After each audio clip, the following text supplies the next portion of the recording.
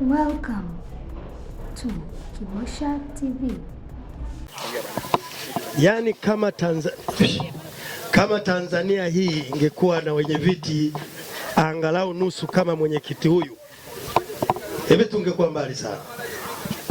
Kama tungebatika Tanzania tukawa na wenye viti kama Bwana Shabani, nina uhakika mimi si mnafiki, nchi ingekuwa mbali sana. Ni kijana ambaye ni mbunifu, na ni kweli hapa kuna wawekezaji wapo tu wanafanya biashara.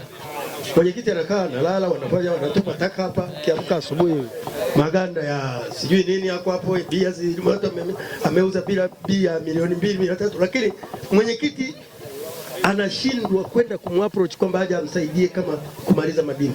Umeondoka na kauli ya madini, utaweza? Naamini mwenyekiti wa uwekezaji anao, na amesema hawezi kukaa kwake bila kuleta mchango wote. Kuna sheria ya kitaifa ambayo inasema social corporate responsibility. Mwekezaji yoyote analazimika, sio kuomba, sheria inamlazimisha asaidie maendeleo ya jamii na alikowekeza. Mwenyekiti, hongera. Unajua kutimiza wajibu kwa kutumia sheria za nchi, wala mtu asiseme kama ni ubabe, ndio sheria inavyotaka. Asante sana. Haya, ndugu zangu wazee wameniambia hapa kuna jambo tumelikosea. Wanasema hili jambo kubwa lina hasidi pia. Tusipofanya dua hapa si sawa sawa. Tuombe watu wawili watufanyie dua mambo yawe sawa sawa.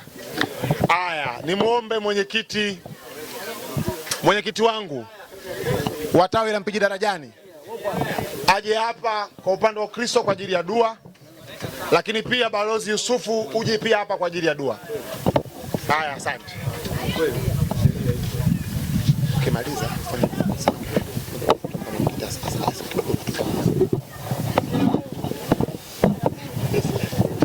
wananchi oye! Maafisa oye! Jamani, kila jambo lazima tuanze na Mungu na tumalize na Mungu. Kwa hiyo tuombe.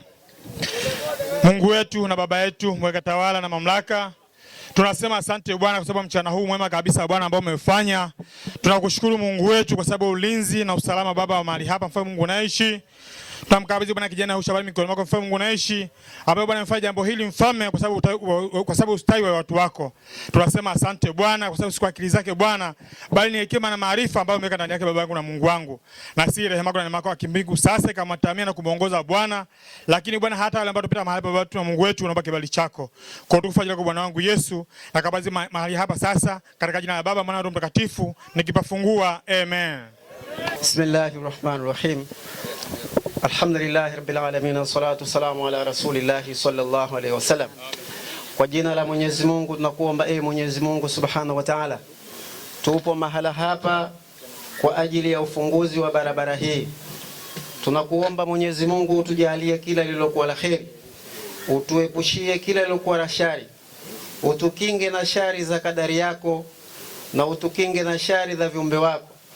Tunakuomba Mwenyezi Mungu mjalie hikima na busara mwenyekiti huyu Bwana Shaban Rashid Asmani, mpe maono mazuri ya kuweza kufanya hili na jingine tena. Ya Rabbi, Mwenyezi Mungu mpe hikima, umkinge na shari za kadari yako, umkinge na shari za viumbe wako, na wale wote walioweza kuchangia Mwenyezi Mungu waweze kuwalipa ziada ya kile walichotoa, na wale ambao hawajatoa basi iwe ndio mfano wa kuweza kutoa.